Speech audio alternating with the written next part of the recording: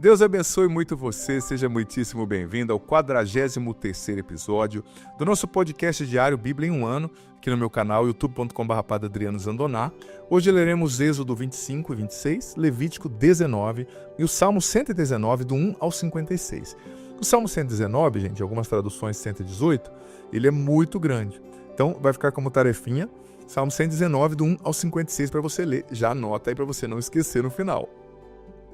Leamos então Êxodo 25.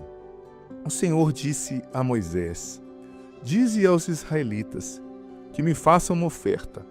Aceitareis essa oferta de todo homem que a fizer de bom coração.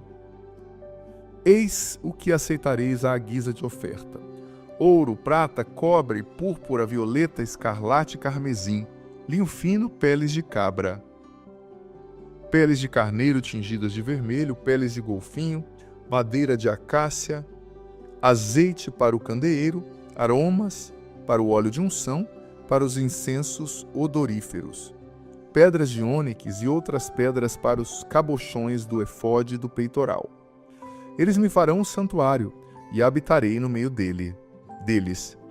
Construireis o tabernáculo e todo o seu mobiliário exatamente segundo o modelo que vou mostrar-vos. Farão uma arca de madeira de acácia. Seu comprimento será de 2 côvados e meio, sua largura de 1 côvado e meio e sua altura de 1 côvado e meio. Tu a recobrirás de ouro puro por dentro. Farás por fora em volta dela uma bordadura de ouro. Fundirás para a arca 4 argolas de ouro, que porás nos seus 4 pés, 2 de um lado e 2 de outro. Farás 2 varais de madeira de acácia, revestidos de ouro, que passarás nas argolas fixas dos lados da arca, para se poder transportá-la. Uma vez passados os varais nas argolas, delas não mais serão removidos. Porás na arca o testemunho que eu te der. Farás também uma tampa de ouro puro, cujo comprimento será de 2 côvados e meio, e a largura de 1 côvado e meio. Farás 2 querubins de ouro, e os farás de ouro batido, nas 2 extremidades da tampa, de um lado e de outro, fixando-os de modo a formar uma só peça com as extremidades da tampa. Terão esses querubins suas asas, estendidas para o alto, e protegerão com elas a tampa, sobre a qual terão a face inclinada. Colocarás a tampa sob a arca, e porás dentro da arca o testemunho que eu te der.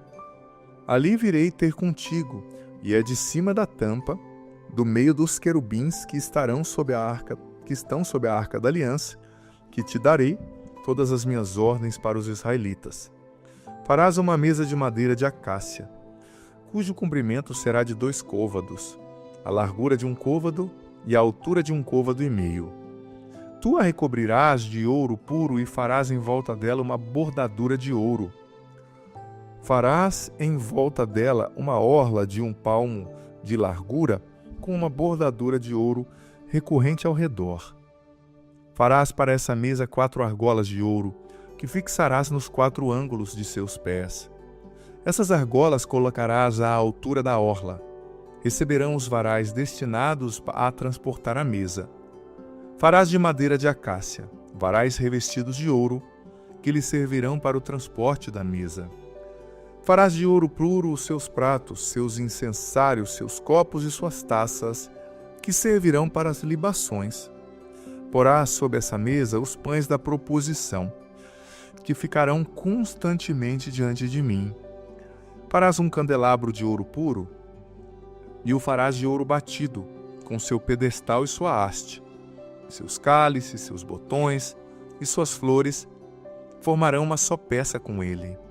6 braços sairão dos seus lados, 3 de um lado e 3 de outro.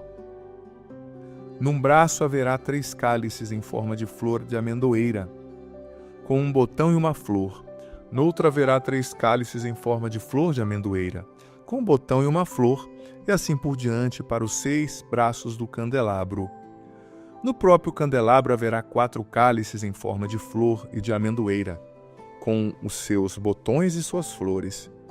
um botão sob os 2 primeiros braços do candelabro e um botão sob os braços seguintes, e um botão sob os 2 últimos. E assim será com os 6 braços que saem do candelabro.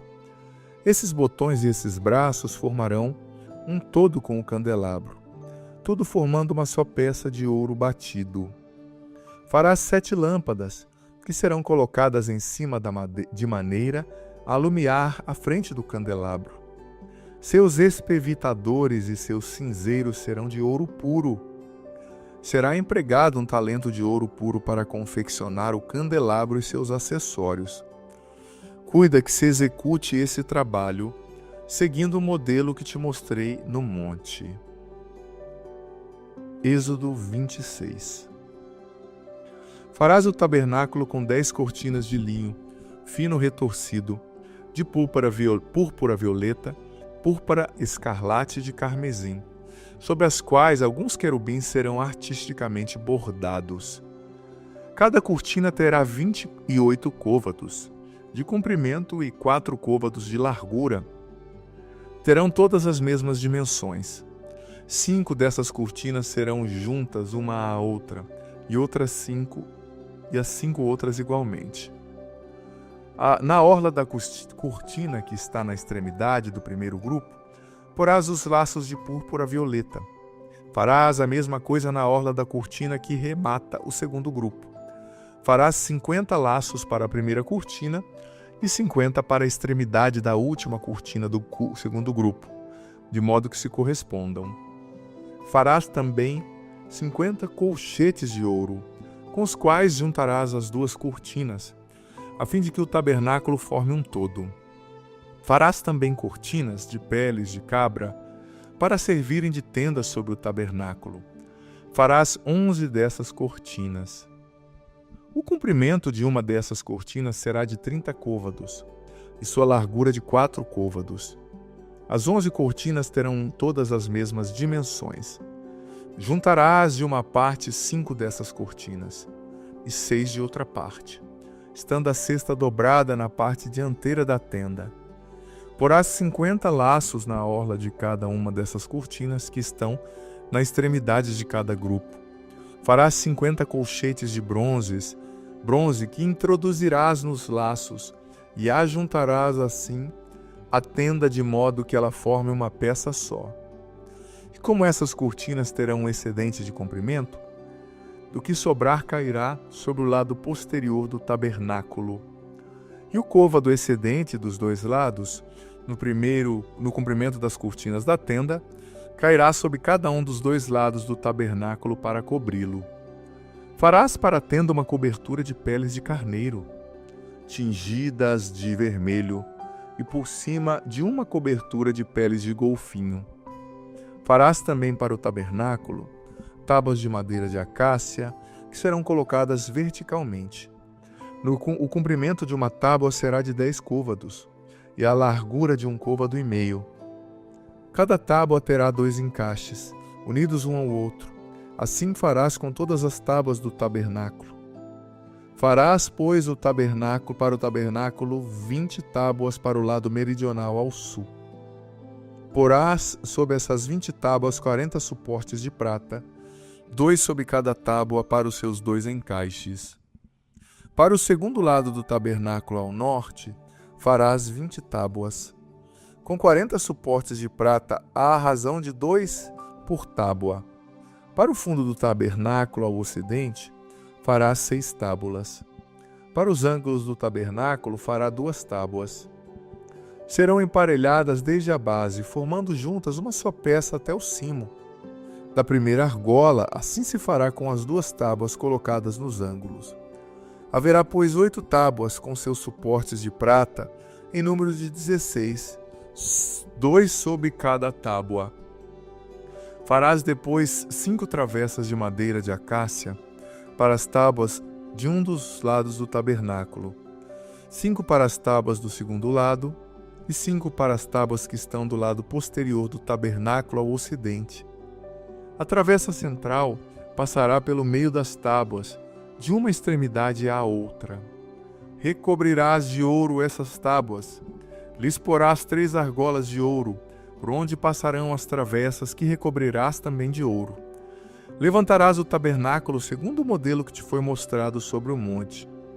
Farás um véu de púrpura violeta, de púrpura escarlate, de carmesim e de linho retorcido, sobre o qual serão artisticamente bordados querubins. Tu as suspenderás sob 4 colunas de madeira de acácia, revestidas de ouro, com pregos de ouro, sob 4 pedestais de prata. Colocarás o véu debaixo dos colchetes, e é ali atrás do véu que colocarás a arca da aliança. Esse véu servirá para separar o santo do santo dos santos. É no santo dos santos que colocarás a tampa sobre a arca da aliança. Porás a mesa diante do véu, e o candelabro defronte da mesa. Do lado meridional do tabernáculo, colocarás a mesa do lado norte. Farás para a entrada da tenda um véu de púrpura violeta, de púrpura escarlate, de carmesim, de linho retorcido, artisticamente bordado. E farás para suspender ali esse véu 5 colunas de acácia recobertas de ouro, munidas de colchetes de ouro, e para essas colunas fundirás 5 pedestais de bronze. Veja bem, gente, Deus está dando as instruções detalhadas de como ele quer ser adorado. Deus falava com Moisés assim, diretamente, face a face, dando os detalhes. Como eu disse, era um povo bronco, um povo animalizado, um povo chucro, que era para ser transformado num povo espiritual, num reino de sacerdotes, né? Uma nação santa. Então Deus está dando todas as noções ali, né? Mas também é importante dizer que o Senhor está pedindo ouro, carmesim, acácia, púrpura, escarlate, carmesim de linho. Deus está pedindo que a gente dê o melhor. Deus pediu ali que era o melhor da época esses elementos, tá? E Deus pede também que a gente dê o melhor para a igreja, para o culto. As nossas missas, o paramento do padre tem que estar bonito. O altar, as flores, tem que dar o melhor para Deus. Não ter medo de investir, de gastar naquilo que é o templo, o culto, né? O culto precisa ser nossa prioridade. Por isso que a gente tem que dar o dízimo e ajudar a igreja. Porque, olha, sabia que um paramento de padre, assim, uma casula, chega a custar R$4.000 uma verde, mas tem a roxa, tem a branca, tem a vermelha, e preciso ter mais de uma. Então essas coisas, né? Então quando você ajuda a igreja, ajuda um padre, você está ajudando também a estabelecer o culto da maneira que Deus quer e de maneira digna, né? Vê o que Deus estava falando ali, né? Do Santo dos Santos, que era o lugar atrás de uma cortina, né? O véu, ali que ficava a Arca da Aliança, né? E você sabia que tem uma poderosa conexão entre o tabernáculo ali do Antigo Testamento e a liturgia católica, né? As práticas da liturgia católica, né? É muito interessante isso aí. Na missa, você vê assim, a Bíblia encarnada, se você for estudar profundamente. Tem até um livro bonito, né? Todos os caminhos levam a Roma, do Dr. Scott Hahn, que é americano, né? Ele era protestante e ele conta o caminho dele de conversão ao catolicismo. Ele era presbiteriano, se eu não me engano, ou luterano, não sei. Doutor já, né, em Bíblia. Mas ele começou a estudar. A tese dele de doutorado foi as bodas de Deus, né? A refeição de Deus com a humanidade. E ele foi percebendo que tudo que está no Apocalipse sobre as bodas, né? Que é aquela refeição, né? De casamento, né? A celebração do casamento de Deus com a humanidade, tudo está na missa, em cada detalhe. Então ele se tornou católico. Isso há 40 anos atrás, e hoje é um dos grandes pregadores católicos biblistas dos Estados Unidos e do mundo, né? Porque ele percebeu que na missa está todos os elementos do tabernáculo, da Bíblia, do Antigo Testamento e das bodas de Deus com a humanidade. É o sacrifício perfeito de Cristo, a celebração eucarística. É o jeito que ele quer que a gente adore, né, na nova aliança, né? E é importante também lembrar que depois da morte de Jesus, o véu do templo foi rasgado em 2, né? Ou seja, todo mundo teve acesso ao Santo dos Santos, né? Esse véu foi quebrado, cortado no meio, também o corpo de Jesus foi cortado, né? Mas do seu lado aberto saiu, pelo soldado romano, saiu sangue e água, né? Sangue e água, o sangue que representa a Eucaristia e a água que representa o batismo, né? Tudo daquele véu da cortina ter se rompido e o Santo dos Santos ali do templo ser revelado era porque Deus, a revelação de Deus e a salvação agora é aberta para o mundo inteiro através do sacrifício de Jesus na cruz, né? Sim. de chamar a atenção, né? Nos chama a nossa atenção. Êxodo 25:30 diz, você não pode pegar o pão da presença, né? Ele tem que ficar sempre ali na frente da Arca da Aliança, aquele pão da preposição. O tabernáculo de toda a Igreja Católica, né? O sacrário, contém ali o pão da verdadeira presença, que é a Eucaristia, né? A presença de Jesus.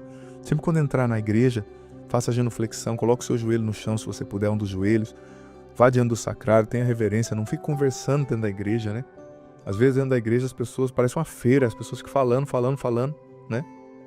Gente, nós temos ainda para ler, mas eu vou pedir para você ler em casa também, que seria Levítico, capítulo 19, né? Que é o Código de Santidade, instruções para uma vida justa, né? O ritual das leis, né? Deus mostra aí para o povo de Israel como viver a sua identidade como povo de Deus, né? Os elementos aqui do Levítico 19 vão mostrar, né, a identidade, né? O que o povo tem que fazer para ser povo de Deus. Quero apresentar algumas coisas aqui, ó. Respeitar sua mãe e seu pai, guardar os sábados, no nosso caso os domingos, porque Jesus ressuscitou no domingo, né? E a missa, não trabalhar se possível. Não façais ouros, deuses de metal fundido. É o código de santidade, né? Oferecer a Deus o sacrifício do jeito que Ele quer que seja oferecido. Quando colher, né? Quando fizer a ceifa da terra, não cortar as espigas até o limite. Deixa respingar ali no chão alguns dos grãos, né, caídos para os pobres irem pegar. Você está entendendo? Não era para colher tudo. Era para deixar um pouco para os pobres irem lá colher e sobreviver, né? Comer. Não furtar, não usar de embustes e mentira para com os outros, não jurar falso no nome de Deus, não oprimir o próximo, não amaldiçoar um surdo, né? Não colocar tropeço diante do cego. Ou seja, a lei de Deus ali em Levítico 19 é para proteger o fraco também, né? A lei de justiça, né? Não favorecerá o pobre, nem terá complacência com o justo, mas farás julgamentos sérios, né? Não haverá difamação no meio do povo, não odiarás o teu irmão, né? Olha só, não te vingarás, guardareis os meus mandamentos. Se um homem se deitar com uma mulher escrava que já foi desposada por outro, mas não resgatada nem posta em liberdade, serão ambos castigados, ou seja, respeitar, não usar, né? Já que você vai ter essa mulher, que você assuma, né? Claro, para os padrões da época já foi um grande avanço, né? A gente não dá para a gente entender com a cabeça de hoje, né? Fazer a expiação pelos pecados, dar os melhores frutos da terra para o Senhor, não comer nada que contenha sangue. A questão do sangue é problemática. Nós lemos no Levítico, acho que ontem, que no sangue está a alma da carne do animal, então eles não comeriam, né? Não prostituirás a tua filha. Olha só que coisa forte, né? No versículo 29. Não vos dirijais a necromantes nem a adivinhos. Versículo 31 do Levítico 19, que você vai ler depois aí na sua casa. Não vos dirijais a necromantes, ou seja, quem invoca os mortos, quem crê em reencarnação, nem aos adivinhos. Levítico 19, 31. Não os consulteis para que não sejais contaminados por eles, ou seja, não busca, quem acredita em reencarnação, não busca invocar os mortos, invocar espírito, adivinhação, horóscopo, porque isso contamina a sua alma, isso abre a brecha, está escrito aqui no versículo 31, para ação direta de espíritos malignos na tua alma, né? Levanta-te diante do cabelo branco, honra a pessoa mais velha e teme a Deus. Olha só, versículo 32. Isso não existe mais no nosso tempo, infelizmente. Honrar os mais idosos, né? Se um estrangeiro vier habitar convosco, não oprima o estrangeiro, né? Não cometa injustiça, no peso, na medida. Tenha balança justa, não engane o outro. Observe as minhas leis e mandamentos. Olha só, Levítico 19. Então tá aí a sua tarefa, é ler Levítico 19, né? E depois o Salmo 119, do 1 ao 56. Vem Espírito Santo, nos encha, nos batiza, nos dá o entendimento de tudo que ouvimos aqui. Vem com a tua graça, Espírito Santo. E que desça sobre vós a bênção do Deus Todo-Poderoso, Pai, Filho e Espírito Santo. Amém. Escreva aqui agora, nem que sejam poucas palavras, que você entendeu desse evangelho, dessa reflexão, que ficou forte para você. Deus abençoe e um ótimo dia. Que bom ter você aqui nesse podcast diário. Leia a Bíblia comigo em um ano, a Bíblia inteira. Você é convidado a viver essa aventura de conhecer a Sagrada Escritura. Se você está chegando hoje, você pode começar a partir daqui. A partir de hoje, vai acompanhando a cada dia e você vai depois ouvindo os episódios anteriores. Vai no começo da playlist, a Bíblia Bíblia em um ano, hoje você ouve o do dia de hoje e ouve o do primeiro, amanhã o do dia de amanhã e o segundo, e assim você vai, consequentemente, gradativamente, ouvindo os episódios anteriores e fazendo parte dessa playlist ao longo desse ano, lendo a Bíblia inteira com a minha explicação. Olha, vem fazer parte, seja perseverante, você vai colher frutos maravilhosos. E lembrando que o vídeo entra sempre ao meio-dia, mas fica aqui. Você pode ouvi-lo no momento que você quiser, na playlist Bíblia em um ano, vá desde o começo, aprenda a Sagrada Escritura, você vai receber muitas bênçãos. Bem-vindo e se inscreva no canal. Vem fazer. Sou você, muito bem-vindo, bem-vinda ao nosso podcast diário Bíblia em um ano. Aqui sou eu, Padre Adriano Zandoná, bem-vindo ao meu canal. Se você é novo, nova, te convido a se inscrever no canal, vem fazer parte da nossa família, ativa o sininho das notificações, para você saber quando entrarem coisas novas, deixa já seu joinha, like, curtida nesse vídeo, para você me ajudar a evangelizar. E copia o link desse vídeo, manda para os seus grupos de WhatsApp para mais pessoas receberem essa palavra. E está funcionando aí o parceiro de estudo bíblico, o grupo de estudo, está convidado, viu, a viver essa experiência para um motivar o outro, a partilhar um com o outro o entendimento bíblico. Às vezes o outro entendeu uma coisa que você nunca entenderia. Deus falou com ele uma coisa que nunca falaria com você e você é edificado, aprende também. Deus vai falando com você através da percepção do outro. Hoje vamos ler Êxodo 27, 28, Levítico 20 e o Salmo 119, do 57 ao 120. Já adianto que o Salmo 119, do 57 ao 120, você lê depois como leitura complementar, já anota aí, não perde isso que é importante. E o Êxodo 27 também você vai ler como leitura complementar. Por quê? Porque o Êxodo 27 é mais ou menos uma continuação de ontem. A gente ia chover no molhado, sabe? Falando do altar, falando da disposição da Arca da Aliança, do templo. Então, para eu não perder o tempo, para usar o tempo de outra forma, nos outros capítulos que vão abrir, que vão inserir outros assuntos, né, que vão introduzir outras temáticas, eu deixo o Êxodo 27, juntamente com o Salmo 119, do 57 ao 120, para você ler, mas lê já acabando aqui, tá, para você não se perder. Êxodo 28. Faze vir junto de ti, do meio dos israelitas, teu irmão Arão com seus filhos para me servirem no ofício sacerdotal. Arão, Nadab, Abiú, Eleazar e Itamar, filhos de Arão. Lembrando, gente, só retomo que a gente está lendo Êxodo 28, 27, vai ficar tarefinha de casa. Versículo 2 agora. Farás para teu irmão vestes sagradas em sinal de dignidade e de distinção. Fala aos homens inteligentes, a quem enchido o espírito de sabedoria, para que confeccionem as vestes de Arão, de sorte que ele seja consagrado ao meu sacerdócio. Eis as vestes que deverão fazer: um peitoral, um efode, um manto, uma túnica bordada, um turbante e um cinto. Tais são as vestes que farão para o teu irmão Arão e para os seus filhos, a fim de que sejam sacerdotes ao meu serviço. Empregarão ouro, púrpura, violeta e escarlate, carmesim e linho fino.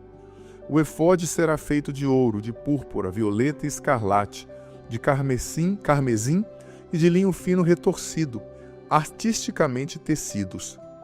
Nas duas extremidades haverá duas alças que o sustentarão. O cinto que se passará sobre o efode, para fixá-lo, será feito do mesmo trabalho, e fará com ele uma só peça: ouro, púrpura, violeta e escarlate, carmesim e o linho fino retorcido. Tomarás duas pedras de ônix e gravarás nela o nome dos filhos de Israel. 6 nomes numa pedra, 6 noutra, por ordem de idade. O nome dos filhos de Israel que gravarás nas duas pedras serão à maneira de selos gravados por lapidadores. E as duas pedras serão encaixadas em filigranas de ouro. Colocarás essas duas pedras nas alças do efode, em memória dos filhos de Israel, cujos nomes serão levados por Arão nos seus 2 ombros.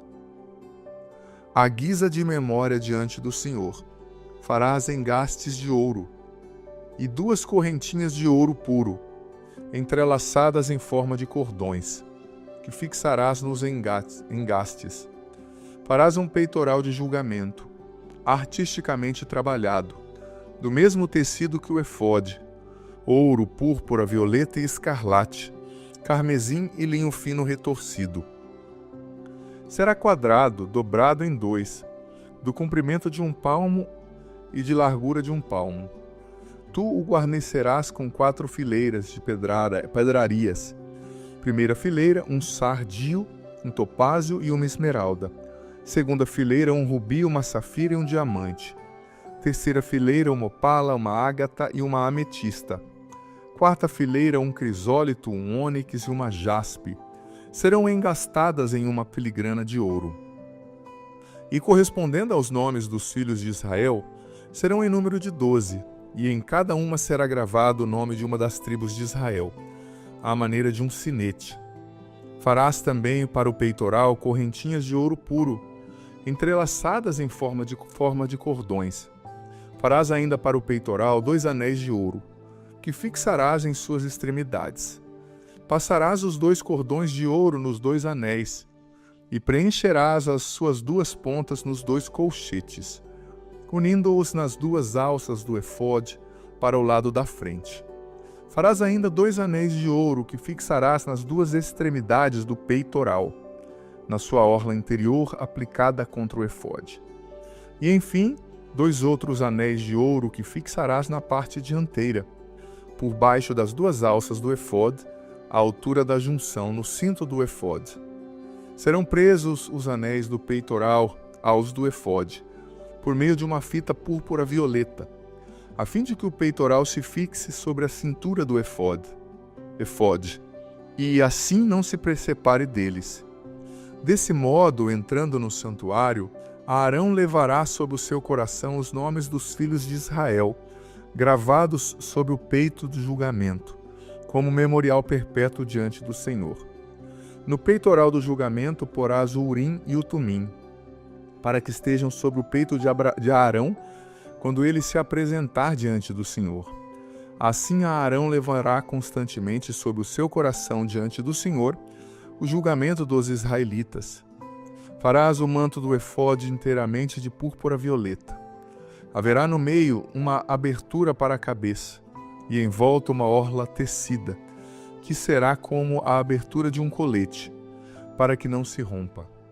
Em volta de toda a orla inferior porás romãs de púrpura violeta e escarlate, assim como carmesim, entremeadas de campainhas de ouro. Uma campainha de ouro, uma romã e outra campainha de ouro. Outra romã em todo o contorno da orla inferior do manto. Arão será revestido desse manto, quando exercer suas funções, a fim de se ouvir o som das campainhas, quando entrar no santuário diante do Senhor, e quando sair, e para que não morra. Farás uma lâmpada de ouro puro, na qual gravarás como um sinete: Santidade ao Senhor. Tu a prenderás com uma fita de púrpura violeta na frente do turbante.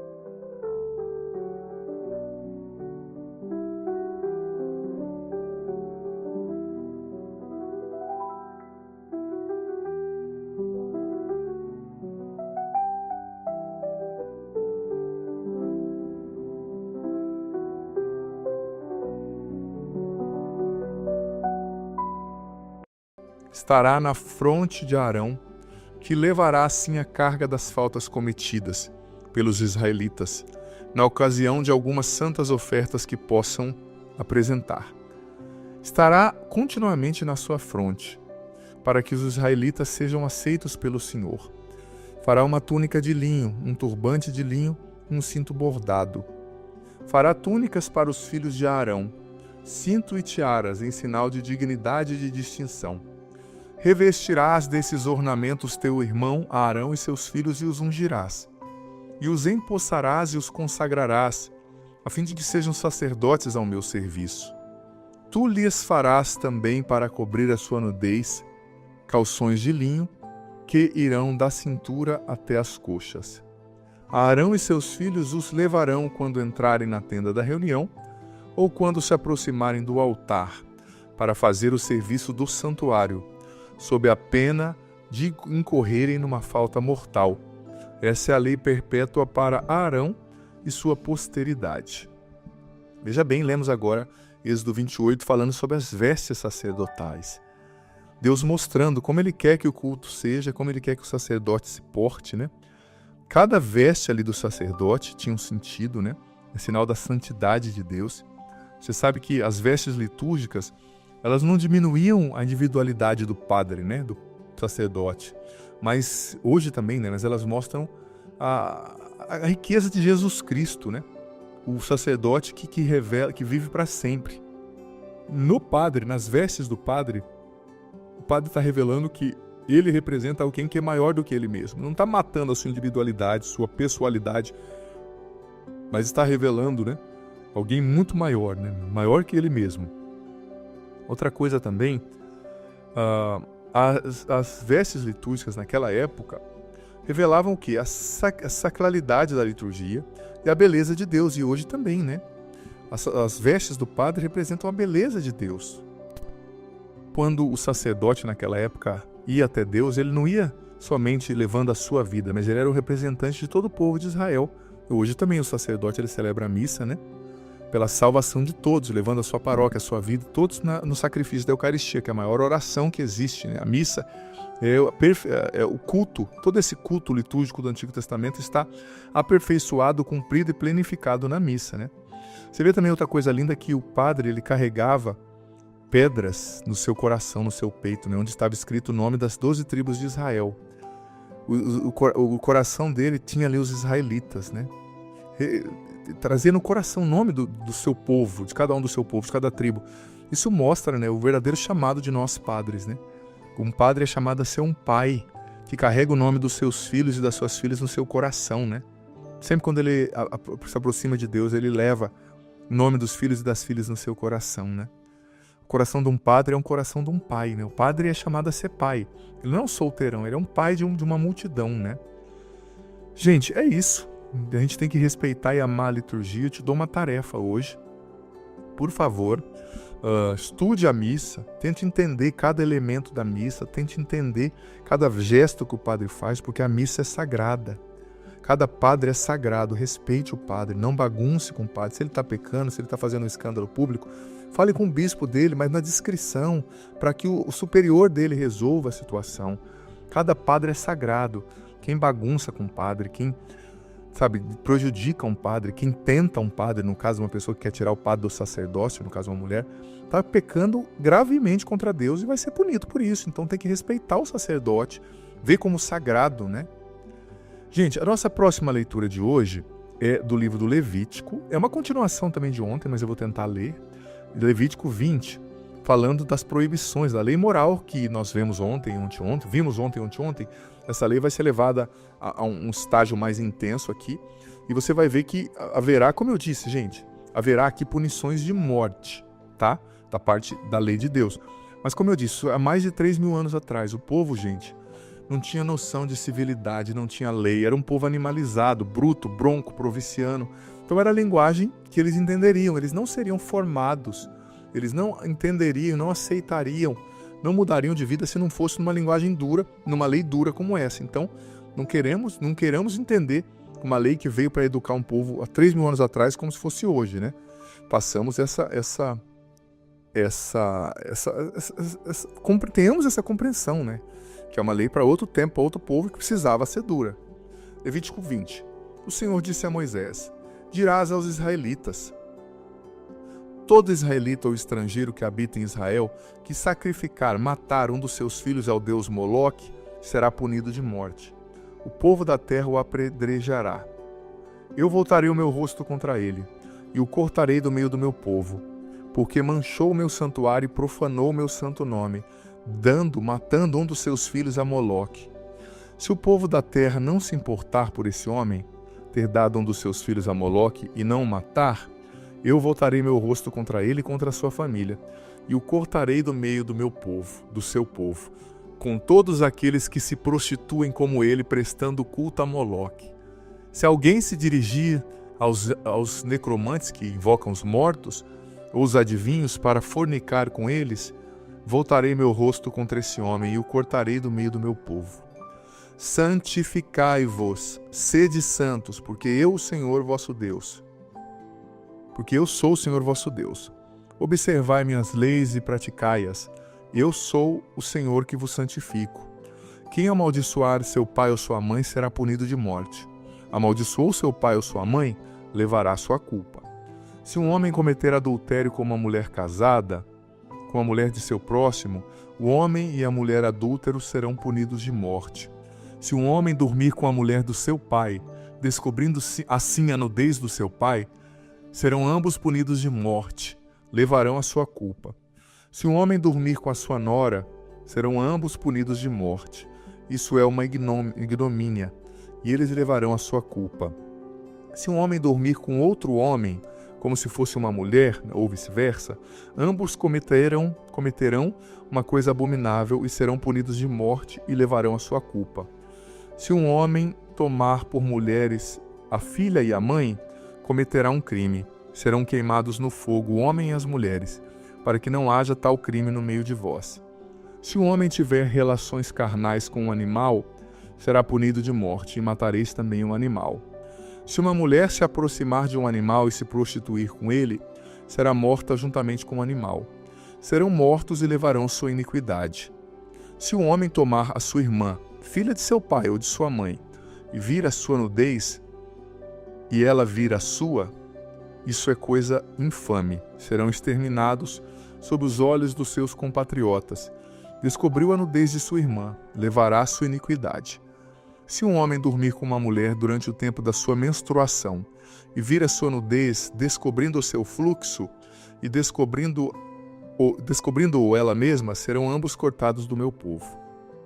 Não descobrirás a nudez da irmã de tua mãe, nem da irmã de teu pai, porque descobrirás a sua carne, levarão a sua iniquidade. Se um homem se deitar com sua tia, ele descobrirá a nudez do seu tio, e levarão a sua iniquidade, e morrerão sem filhos. Se um homem tomar a mulher do seu irmão, será uma impureza, e ofenderá a honra do seu irmão, não terão filhos. Observareis todas as minhas leis e meus mandamentos, e os praticareis, a fim de que não vos vomite a terra, aonde vos conduzo para aí habitar. Não seguireis os costumes da nação que eu expulsar de diante de vós, porque eles já fizeram todas essas coisas, e eu as abominei. Eu vos disse: vocês possuirão essa terra, a qual vos darei em possessão, terra que mana leite e mel.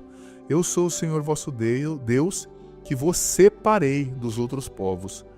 Fareis a distinção entre animais puros e impuros, entre as aves puras e impuras. E não vos tornareis abomináveis por causa de animais, de aves ou de animais que se arrastam sobre a terra, como vos ensinei a distinguir como impuros. Sereis para mim santos, porque eu, Senhor, sou santo, e vos separei dos outros povos para que sejais meus. Qualquer homem ou mulher que invocar espíritos ou fizer adivinhações será morto. Serão apedrejados e levarão a sua culpa. Vem Espírito Santo sobre nós, nos dando o entendimento de tudo o que ouvimos aqui. Nos faz compreender, Espírito Santo, a Sagrada Escritura no seu contexto. Dá-nos a tua unção, para que tudo compreendamos a partir de ti. E que desça sobre vós a bênção do Deus Todo-Poderoso, Pai, Filho e Espírito Santo. Amém. Um ótimo dia a você. Escreve aqui nos comentários, nem que sejam poucas palavras, uma linha, duas, o que você entendeu das leituras, da explicação que ficou forte para você. E olha, vai firme aí com os grupos de estudo bíblico. Faz um grupo no WhatsApp, vai partilhando todo dia aí com as pessoas do grupo que você entendeu. Se reúnem uma vez por semana para tomar um lanche, partilhar cada um dia ali. Cada um pega um dia para fazer a partilha do que entendeu, de maneira objetiva, uns 10 minutos, para não ficar uma coisa enfadonha. Isso é importante, a gente se motiva a estudar junto assim. Ótimo dia para você, até amanhã. É todo dia, viu? Ao meio-dia entra o vídeo e fica aqui salvo para você ouvir na hora que você quiser e puder. Que bom ter você aqui nesse podcast diário. Leia a Bíblia comigo em um ano, a Bíblia inteira. Você é convidado a viver essa aventura de conhecer a Sagrada Escritura. Se você está chegando hoje, você pode começar a partir daqui. A partir de hoje, vai acompanhando a cada dia e você vai depois ouvindo os episódios anteriores. Vai no começo da playlist, a Bíblia em um ano, hoje você ouve o do dia de hoje e ouve o do primeiro, amanhã o do dia de amanhã e o segundo, e assim você vai, consequentemente, gradativamente, ouvindo os episódios anteriores e fazendo parte dessa playlist ao longo desse ano, lendo a Bíblia inteira, com a minha explicação. Olha, vem fazer parte, seja perseverante, você vai colher frutos maravilhosos. E lembrando que o vídeo entra sempre ao meio-dia, mas fica aqui. Você pode ouvi-lo no momento que você quiser, na playlist Bíblia em um ano. Vá desde o começo, aprenda a Sagrada Escritura, você vai receber muitas bênçãos. Bem-vindo e se inscreva no canal. Vem fazer parte da nossa família. Deus abençoe você, muito bem-vindo, bem-vinda. 45º dia, 45º episódio do nosso podcast diário Bíblia em um ano aqui no meu canal no YouTube. Hoje leremos Êxodo 29, Levítico 21 e o Salmo 119, do versículo 121 ao 176. Está tudo escrito aí no canal, mas anota, porque é importante você ler esse salmo aí depois, tá? Para você fazer parte, cumprir, né, todos os requisitos aqui do nosso caminho, né? A gente está vivendo um caminho de conhecimento da Bíblia o ano inteiro, então todos esses requisitos aí são importantes. Então já vai separando aí na sua Bíblia. Se você está acompanhando com a Bíblia no celular, tudo bem, mas se você puder pegar a Bíblia na mão é muito importante, tá? Eu hiperaconselho, a gente está perdendo esse contato com a Sagrada Escritura, né, gente? Claro, não tem problema você usar no celular, mas na mão é muito importante também. Se você é nova aqui, vem fazer parte do meu canal, se inscreva aqui, faça parte da nossa família e compartilhe esse vídeo para que mais pessoas recebam essa palavra do Senhor. Êxodo 29. Eis como procederás para consagrá-los como sacerdotes a meu serviço. Tomarás um novilho e 2 carneiros sem defeito, pães sem fermento, bolos sem fermento amassados com azeite, bolachas sem fermento untadas com leite, e tudo que for de flor de farinha. Tu os porás em uma cesta, e os oferecerás ao mesmo tempo que o novilho e os 2 carneiros. Farás aproximarem-se de Arão os seus filhos da entrada da tenda da reunião, e os submeterás a uma ablução. Tomarás em seguida os ornamentos e revestirás Arão com a túnica, o manto do efode, o efode e o peitoral que ele exporá no cinto do efode. Tu lhe porás o turbante na cabeça, e sobre o turbante porá os diademas da santidade. Tomarás o óleo da unção e o ungirás, derramando sobre a cabeça. Mandarás aproximarem-se seus filhos e os revestirás de túnica. Tu os cingirás com um cinto, e a Arão e seus filhos aos quais imporás tiaras. O sacerdócio lhes pertencerá em virtude de uma lei perpétua. Empossarás a Arão e seus filhos. Levarás o novilho diante da tenda da reunião. Arão e seus filhos imporão suas mãos sobre sua cabeça. E imolarás em presença do Senhor o novilho na entrada da tenda da reunião. Depois tomarás do sangue do novilho e com o dedo o porás sobre os chifres do altar e derramarás o resto ao pé do altar. Tomarás toda a gordura que cobre as entranhas, a membrana do fígado, dos rins, os 2 rins e a gordura que os envolve, e queimarás tudo sobre o altar. Mas a carne de touro, seu pelo e seus excrementos, tu os queimarás fora do acampamento. É um sacrifício pelo pecado. Tomarás um dos carneiros, e Arão e seus filhos imporão suas mãos sobre sua cabeça. Tu degolarás e tomarás do seu sangue, para derramá-lo em volta do altar. Cortarás o carneiro em pedaços e, depois de ter lavado os intestinos e as pernas, os porás sobre os pedaços e sobre a cabeça. E queimarás o carneiro todo sobre o altar. É um holocausto ao Senhor, um sacrifício de agradável odor, consumido em honra do Senhor. Tomarás em seguida o segundo carneiro, e Arão e seus filhos imporão suas mãos sobre sua cabeça. Tu degolarás e tomarás do seu sangue, para untá-lo na extremidade da orelha direita de Arão e na extremidade da orelha direita de seus filhos, sobre os dedos polegares de suas mãos direitas e sobre os álux de seus pés direitos. Depois derramarás o resto do sangue em volta do altar. Aspergirás a Arão e suas vestes, e igualmente seus filhos e suas vestes, com o sangue tomado do altar e com o óleo da unção. Eles serão assim consagrados, ele e suas vestes, bem como seus filhos e suas vestes.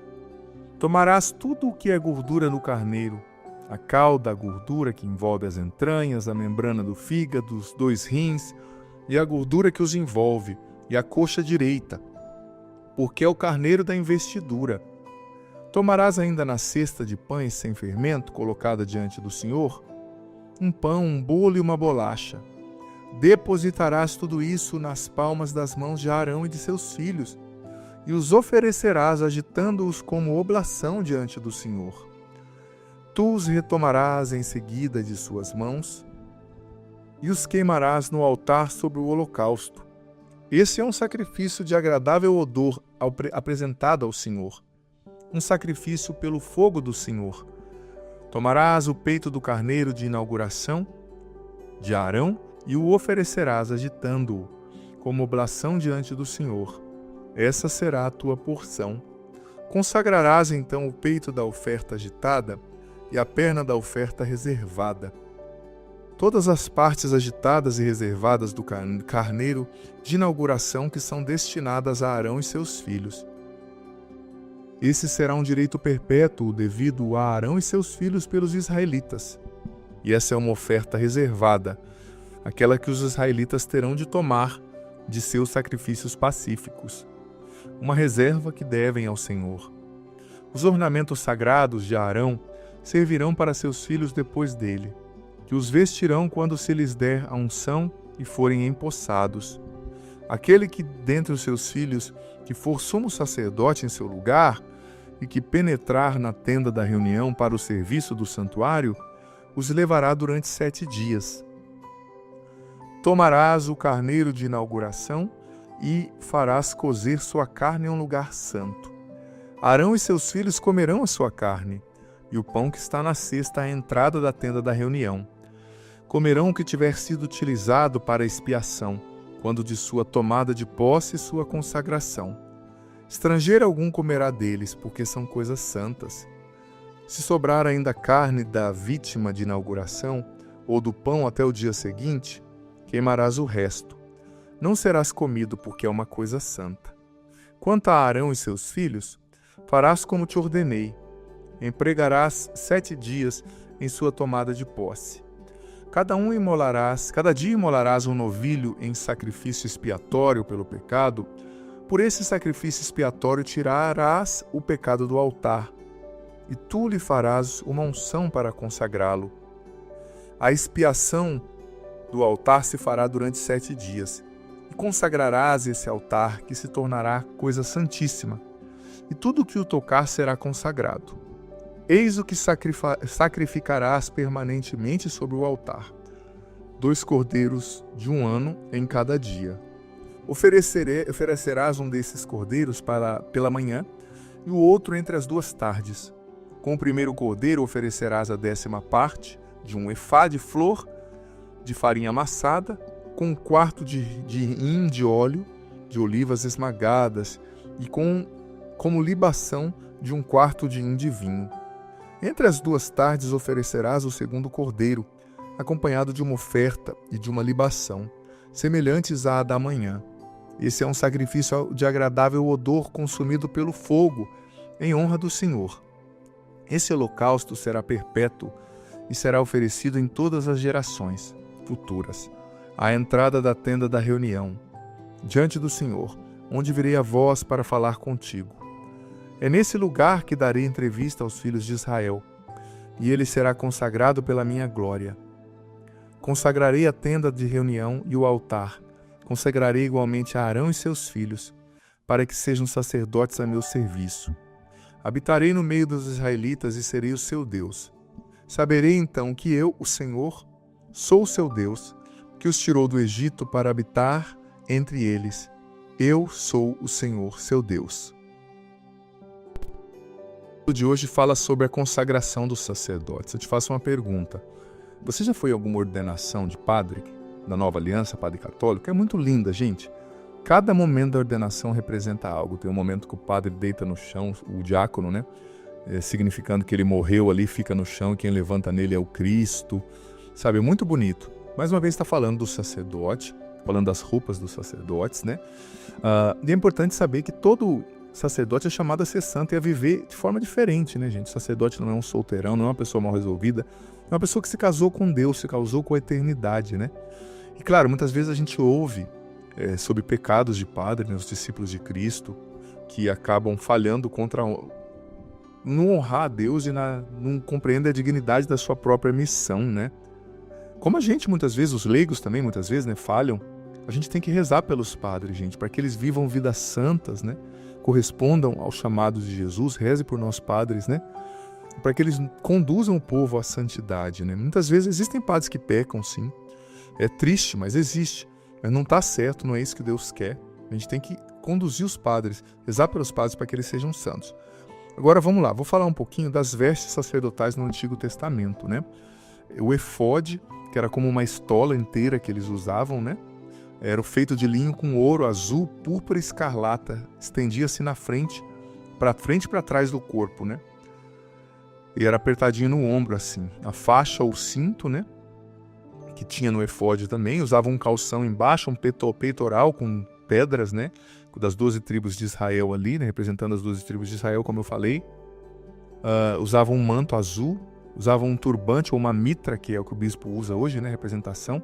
O sacerdote não podia cortar a barba nem o cabelo, né? E ele não podia ir num funeral, nem mesmo do pai e da mãe, né? Dele, por causa que senão ficaria impuro, né? Segundo as leis rituais da época. Ele andava sempre com o pé descalçado, né? O pé descalço.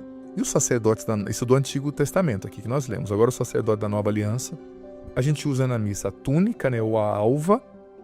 A gente usa a túnica, ela simboliza a pureza túnica branca, né? A pureza do coração com a qual o sacerdote deve se aproximar de Deus, né? A alva branca, a túnica branca representa a pureza de vida daquele que vive a vida nova em Cristo. A estola, né? Símbolo do poder de Cristo, né? E do serviço do sacerdote, né? A estola que a gente usa, que é aquela paralela, né? Que a gente usa sobre a túnica, colocada sobre os ombros do padre. E a tiracola, no caso do diácono, né? Diácono, ela simboliza que o ministro ordenado está a serviço da comunidade de Deus, né? Tem o poder de Jesus. A casula, que é aquela roupa que a gente põe por cima, né? Que às vezes é branca, vermelha, roxa, verde. Ela representa o jugo suave de Cristo, representando o fardo leve que o sacerdote assume ao presidir a missa, né? Jesus disse, meu jugo é suave, meu fardo é leve, venha a mim vós que estáis cansados. Então ele age como Cristo ali, levando esse jugo suave, né? A dalmática, que o diácono usa, é um paramento diferente, né? Reforça o papel do diácono como servo de Cristo da igreja. Agora o símbolo, gente, que a gente usa, às vezes na túnica, é um cordãozinho que amarra do lado, usado na cintura, por cima da túnica e da estola, simboliza a vigilância e a prontidão do ministro, né? Ter o rim cingido, como diz Efésios 6, né? Na armadura do cristão. A capa pluvial ou a capa de asperge, que é aquela que você põe para colocar, para levar o Santíssimo, né? Ela é conhecida como capa de asperge ou pluvial. Ela era usada como uma capa de chuva antigamente, né? Seu nome deriva da proteção que ela oferecia, né? Mas ela é usada em eventos solenes, como a procissão com o Santíssimo Sacramento, né? Ela representa o respeito que você tem que ter para levar o Santíssimo Sacramento, assim como o véu humeral, que vai por cima da capa, para você não tocar no Santíssimo. Você vê, o padre não casa, ele é consagrado, e para levar o Santíssimo ele coloca 3 paramentos: túnica, capa e véu meral, que é o que vai por cima da capa para levar o Santíssimo, para não tocar no Santíssimo. Aí o padre está levando com o Santíssimo, o povo vai colocando a mão no Santíssimo. Tá errado, gente, não tem que colocar a mão no Santíssimo. O padre é um consagrado, ele coloca 3 vestes para não tocar o Santíssimo, uma pessoa que nem consagrada é, vai metendo a mão, né? Antigamente, se tocasse nas coisas sagradas, morria, né, no Antigo Testamento. Ainda bem que não morre mais. Senão que ia ter gente morrendo por aí, né? Mas, ai, padre, mas eu gosto. Gente, mas isso me perdoe. Às vezes até falta de fé. Porque, olha, você vê que no Novo Testamento, quando aquele,